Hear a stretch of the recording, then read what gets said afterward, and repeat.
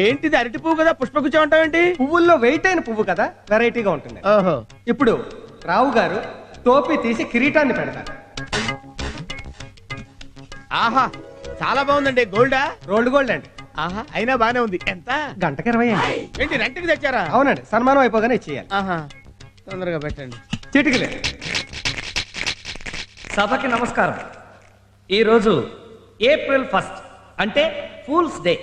ఈ fools day పర్వదినాన మన వెరైటీ పుల్లయ్య గారికి సన్మానం చేస్తున్నాం. ఎందుకంటే మాకు 50,000 ఇచ్చారు కాబట్టి. నోరు మూసుకో. వారు ఏం చేసినా వెరైటీగా చేస్తారు కాబట్టి. ఉదాహరణకి ఇతను ఒక హోటల్ పెట్టాడు, దాని పేరు వెరైటీ. పేరుకు తగ్గట్టుగానే ఉంటుంది ఆ హోటల్. సాధారణంగా అన్ని హోటల్స్లోనూ కుర్చీలో కూర్చుని టేబుల్స్ మీద తింటారు, కానీ ఇతను హోటల్లో టేబుల్ మీద కూర్చుని కుర్చీలో తినాలి. అంతేకాదు, అన్ని హోటల్స్లోనూ గార్లకు బొక్కలుంటాయి, కానీ ఇతని హోటల్లో ఇడ్లీకి బొక్కలుంటాయి. అందుకే ఒక చిన్న కాకా హోటల్తో ప్రారంభించిన ఇతను ఈరోజు 46 హోటల్స్కి ప్రొపరేటర్ అయ్యాడు. అంతేకాదు, జెండు ఢామ్ అని ఒక తలనొప్పి ఆయింట్మెంట్ తయారు చేసి దాని సేల్స్ను పెంచడానికి అమ్మో నొప్పి అబ్బో నొప్పి అని 2 టీవీ సీరియల్స్ తీసి ప్రజలందరి చేత ఆ మాట అనిపించి దాని సేల్స్ని మార్కెట్లో ఎంతో పెంచారు. ఇలాంటి ఎన్నో వెరైటీ బిజినెస్లు చేసిన ఈ వెరైటీ పుల్లయ్య ఒక నీచ్ కమీన్ కుత్తే, యు ఇడియట్ స్కౌండ్రల్, నీలాంటి వాడిని నరికేయాలరా. నిన్నొదలు, ఇవాళ నా చేతిలో అయిపోయావురా రే. ఓరి నాయనో, ఇది కూడా ఏదో వెరైటీగా ప్లాన్ చేసినట్టున్నారు. దొరికితే చంపేస్తారు బాబోయ్. ఆగరా రే. ఊరి డబ్బా ఇడికంట్లో పడ్డానే. ఓరి నాయనో, ఏయ్, పరిగెట్లేదు. ఆగు. ఆగరా. వీడంట పడుతున్నాడు. దొరికిపోతాను దేవుడు. నువ్వెక్కడ పోతావురా రే. ఆగు. నేను ఆగను. ఆగరా. నేను ఆగను బాబోయ్. రేయ్, ఆగు. నన్నేం చేయొద్దు. అమ్మ, ఇందాక నుంచి తరువుకు వచ్చింది వాడినే. నన్ను అనుకున్నాను. రేయ్, ఆగు.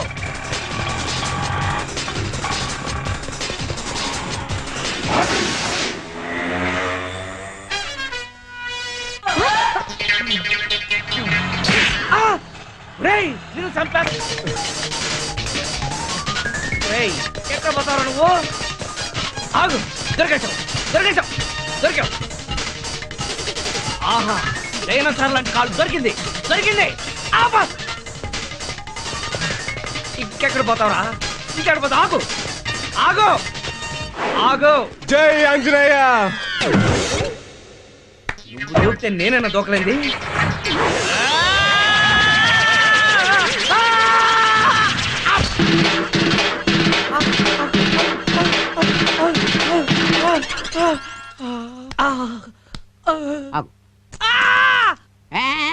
గోడ దూకినప్పుడు లేదా గోల్డ్ లాంటి పెళ్ళాన్ని పెట్టి గోడ దూకటం ఏంటా కుర్రోలాగా? Too bad. ఆవిడ నా పెళ్ళం కాదు. దెబ్బ తగిలింది పళ్ళకి కదా, బ్రెయిన్ డ్యామేజ్ అయినట్లుగా పెళ్ళాన్ని పట్టుకుని పెళ్ళం కాదంటావేంటి? పద్మావతి తెలియం. డాక్టర్ గారు, ఈయన నా బాస్. అవును, మొగుడు ఎప్పుడు పెళ్ళానికి బాస్. నాకు పెళ్ళం ఉంది, దానికి నేను బాస్ని. పక్కింటి నేను బాస్ని అంటాడు. నేను ఒప్పుకున్నానా? అయ్యో, ట్రీట్మెంట్ చేయండి. పళ్ళు బాగా కదిలిపోయిన పేకాలు పట్టుకోండి గట్టిగానే.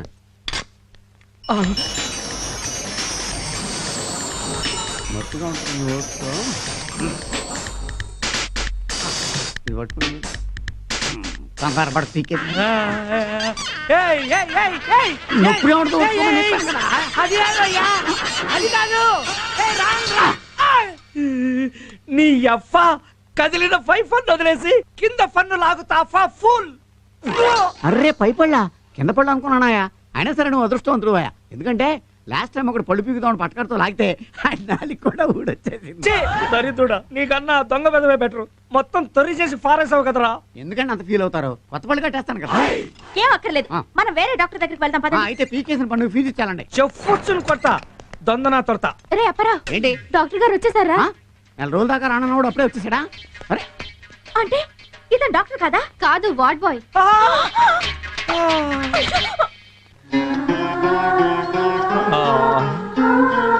డాడీ. దావా.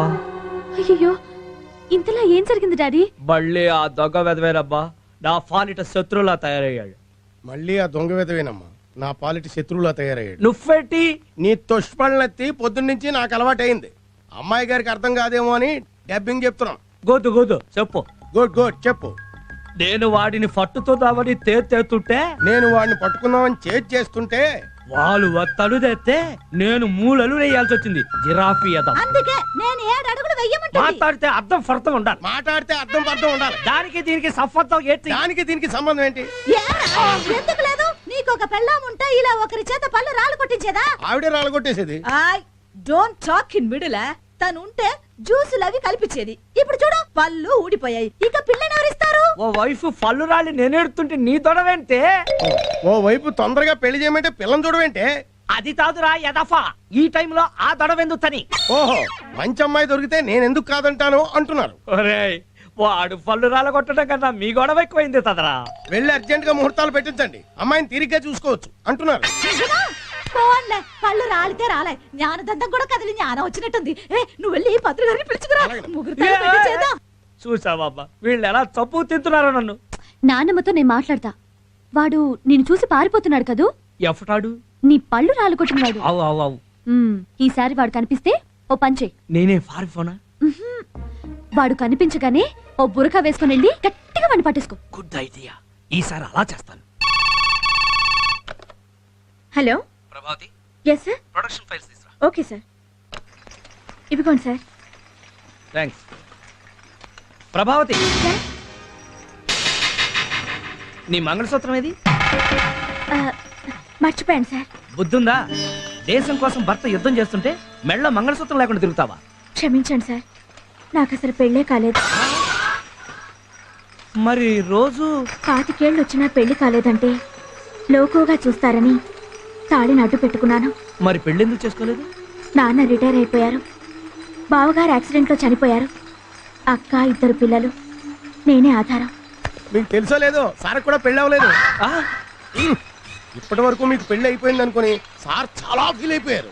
ఇప్పుడు చాలా హ్యాపీగా ఫీల్ అవుతున్నారు. అదేంటి? అది నేను చెప్తున్నాను కదా, మీరు ఉండండి. సార్కి మీరంటే చాలా ఇష్టం. 1 సైడ్ లవ్. మీకు పెళ్లి అయిపోయిందని ఊరుకున్నారు కానీ లేకపోతే ఈ బాడికి మిమ్మల్ని పెళ్లి చేసేసుకునేవారు. అది కాదు ప్రభావతి. Don't touch public. ఏంట్రా ఇది? సెంచరీ అబద్ధాలు ఆడైనా ఒక పెళ్లి చేయమన్నాను. నేనేంటి ఒక్క అబద్ధం ఆడాను. అంటే ఇదిగో ఈ ఓవర్ యాక్టింగ్ లో వద్దు. అరగంటకోసారి ఇంటర్కమ్ బటన్ నొక్కి ప్రభా ఓసారి ఇలారా, ప్రభా ఓసారి ఇలారా అని ఎందుకు పిలుస్తున్నారు? అంటే ఏదో పని పడి ఈ వంకాయ కబుర్లే చెప్పొద్దు. ఆవిడంటే నీకెంత ఇష్టమో నువ్వంటే ఆవిడకి కూడా అంతే ఇష్టం. నిజమా? అవును. మరైతే మన గురించి నిజం చెప్పేసి ఒకసారి ఆల్బమ్ చూపించు. అప్పుడు గాని మొహం మీద ముగ్గేయదు. ఏంటి ఆవిడ ఫ్రెష్, నువ్వు సెకండ్ హ్యాండ్. పైగా పెళ్లిడికి వచ్చిన కూతురు ఉందని తెలిస్తే అసలు ఒప్పుకోదు. ఆ తర్వాత అయినా ఎలాగో తెలుస్తుంది కదరా. నీకో కూతురు ఉందని తెలిసేసరికి ఆవిడ కూతురికి తెల్ల అయిపోద్ది. ఊరుకుంటారంటే మీరు. అవన్నీ నేను చూసుకుంటానుగా. ఈడెవడో నీకులా వెల్ ఎడ్యుకేటెడ్ లా ఉన్నాడు. తాజ్ మహల్కి వెళ్ళాలంటే ఏ బస్ ఎక్కాలండి? చెప్తారు. మన దేవుడేంటి? మన దేవురండి దెందులూరు. నీకెందుకు చెప్పాలా? షర్ట్ చాలా బాగుంది. చర్మాస్ అండి? చందన పెదర్సు. నీకెందుకు చెప్పాలా? ఏం చేస్తుంటారు తమరు? 3 పూట్ల మింగి తింటుంటాను. నీకెందుకు చెప్పాలా? మీ దగ్గర గుట్టు రావటం చాలా కష్టం అని తెలిసిన ఓ విషయం అడగాలనుకుంటా. ఈ పర్సనాలిటీతో మీరు కామ్గా ఉన్నా కానీ మిమ్మల్ని చూసి ఆడవాళ్ళు కామ్గా ఉండరు, కామ్గా తిరిగిపోతారు కదా. నేనెందుకు చెప్పాలా? అది కాదండి, వాళ్ళ అక్కకు చిన్న వీక్నెస్ ఉంది. మీలాంటి మంచి మగాడు కనిపిస్తే సర్వం సమర్పించేసుకుంటుంది. అలాగా? ఆ. ఇప్పుడు ఎక్కడ ఉంది? పక్కనే ఉంది. నీకెందుకు చెప్పాలి? ఏం లేదు బామ్మర్దే, నాకు కూడా వస్తున్న ఈక్నెస్ ఉంది. ఏంటి బావది? మంచి ఆడపిల్ల దొరికితే ఎకరం అమ్మేనే సరే ఎంజాయ్ చేసేద్దామని. వాళ్ళ అక్కకంత అక్కర్లేదులేండి. మరి అంతా మన దగ్గర ఎంత ఉందండి? 7,200. 200 ఛార్జీలు గుంచుకుని 7,000 ఇట్టించండి. అయితే తీసుకో. ముందు రేపు పిల్లలు చూడాలి. పిల్ల అదిగో ఇటు చూడు. అదేంటి ముఖం కనపడకుండా ముసుగేసుకుందా? మొహం చూస్తే అందరు నాకు కావాలి కాంపిటీషన్ వచ్చేస్తారు. మరి అందరినీ సాటిస్ఫై చేయడం కష్టం కదా మరి. కరెక్టే. ఇటీ మరి మా ఊళ్ళో అయితే గడ్డి మెట్లు పంపు చెట్లు ఉంటాయి. ఎక్కడెక్కడికి వెళ్ళాలి? అవన్నీ ఆవిడ చూసుకుంటుంది. మీరు వెళ్ళి గట్టిగా వాటేసుకోండి. ఎవరా నువ్వు? వదిలే. స్టోరీ ఏంటి ఎలాగ ఉంది? ఆ స్టోన్తో మనకు పని ఉంది. పదా ఎక్కడికి? సమర్పించుకోవడానికి. సమర్పణ లేదు గిమర్పణ లేదు, అవతల పారిపోతున్నారు. వదిలే.